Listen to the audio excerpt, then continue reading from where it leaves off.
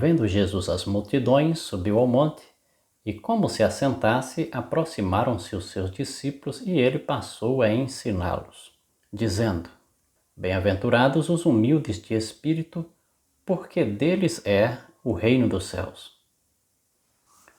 O objetivo de Jesus, ao apresentar o Sermão do Monte, foi apresentar a lei do reino. À medida que Jesus ia pregando, ensinando e fazendo muitos milagres, uma grande multidão foi se aglomerando em torno dele. A cada dia, a popularidade de Jesus ia aumentando. E em determinado momento, Jesus começou a apelar para que a nação de Israel se arrependesse, porque o reino de Deus estava próximo. Esse apelo de Jesus para que o povo se arrependesse, afirmando que o reino de Deus estava próximo, mexeu profundamente com a nação. Isto porque existia um consenso entre os rabis, um ditado entre eles, de que se a nação se arrependesse verdadeiramente, o Messias viria rapidamente. Então a mensagem de Jesus, afirmando que o reino de Deus estava próximo e convocando a nação para o arrependimento, deixou muitos dos judeus, muitos dos seus ouvintes, com a convicção de que o reino de Deus estava próximo. Ou seja, a qualquer momento seria estabelecido o reino do Messias. Então, o momento escolhido por Jesus para apresentar o Sermão do Monte foi um momento propício. Somos informados que grandes multidões o seguiam, ou seja, a popularidade de Jesus estava no auge. Além do mais, somos informados que entre os ouvintes de Jesus estavam presentes pessoas de várias regiões de Israel, ou seja, pessoas de várias partes da nação, de maneira que o discurso do monte poderia ser levado a todas as partes de Israel. Quando nós analisamos os detalhes do discurso, fica muito evidente que o discurso apresentado por Jesus foi um discurso de posse, um discurso típico de um governante quando é empossado, porque nesse discurso Jesus apresenta a lei do seu reino e ele deixa bem claro para quem ele vai governar, ou seja, quais seriam os súditos do seu reino.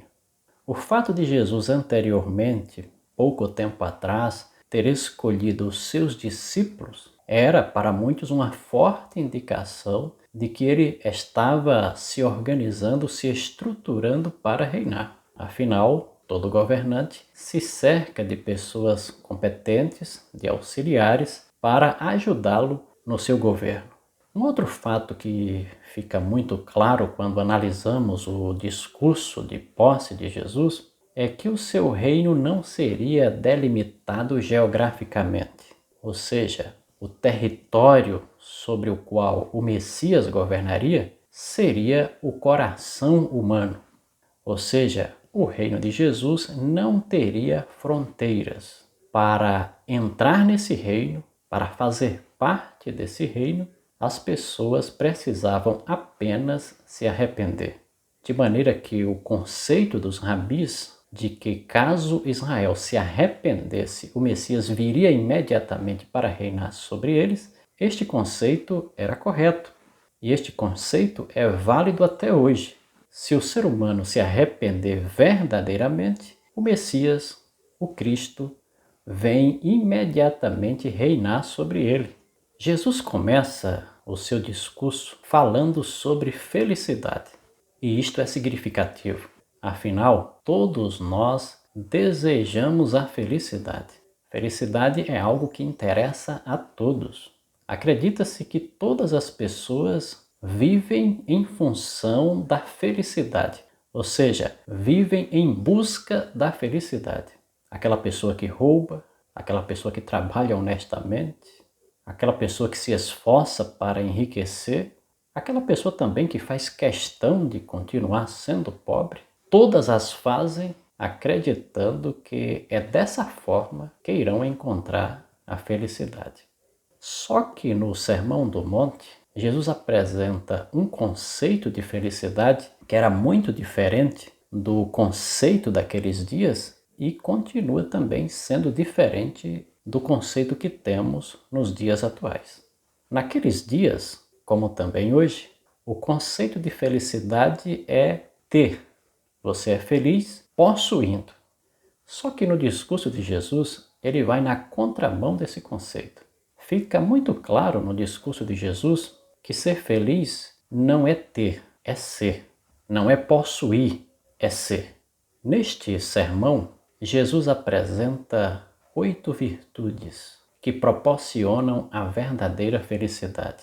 A primeira virtude apresentada por Jesus é a humildade. Ele disse: "Bem-aventurados os humildes de espírito, porque deles é o reino dos céus." A palavra grega pitochos, traduzida por humilde ou por pobre, significa extrema pobreza. Mas nesse caso aqui, não significa pobreza material, e sim pobreza espiritual. Os humildes de espírito se consideram pobres espiritualmente e anelam às riquezas do reino de Deus. As riquezas que só o reino de Deus pode lhes dar. Em algumas ocasiões, Jesus se manifestou em favor dos humildes e contra o contrário da humildade, que é o orgulho espiritual. O Jesus ressurreto, na carta escrita aos Laodiceanos, no livro do Apocalipse, no capítulo 3, verso 17, ele condenou o orgulho dos laodiceanos, pois os laodiceanos se diziam ricos e abastados, diziam que não precisavam de coisa alguma, mas, segundo Jesus, eles eram pobres, cegos, miseráveis e nus. Ou seja, o orgulho espiritual é o contrário da humildade. O orgulho espiritual leva a pessoa a não sentir necessidade daquilo que só o reino da graça de Jesus Cristo pode lhes dar. Já a humildade, ela coloca a pessoa em uma condição onde a pessoa sente a sua incapacidade, sente a sua condição miserável e passa a anelar, a desejar aquilo que somente Deus, somente o reino da graça divina pode lhes dar. Por esta razão que Jesus afirmou que para pessoas que têm esse sentimento, é deles o reino dos céus. Esse conceito também foi apresentado por Jesus na parábola do fariseu e do publicano. Na parábola em que o fariseu é retratado como orgulhoso, como se considerando superior aos demais homens, nessa mesma parábola Jesus apresenta o publicano. E o publicano é descrito com uma humildade tão profunda, ou seja, um senso de pobreza íntima tão grande, que quando o publicano vai orar, ele não olha para o céu, mas ele baixa a cabeça e bate no seu peito, dizendo para Deus ser propício a ele, pecador. Jesus finaliza essa parábola afirmando que o publicano foi justificado, o publicano foi aceito e o fariseu, com o seu orgulho, foi rejeitado. A ideia de que Deus vê com bons olhos aquela pessoa que reconhece a sua fraqueza e anela receber de Deus aquilo que ele não possui, é apresentado também em outras partes da Bíblia, principalmente no Velho Testamento.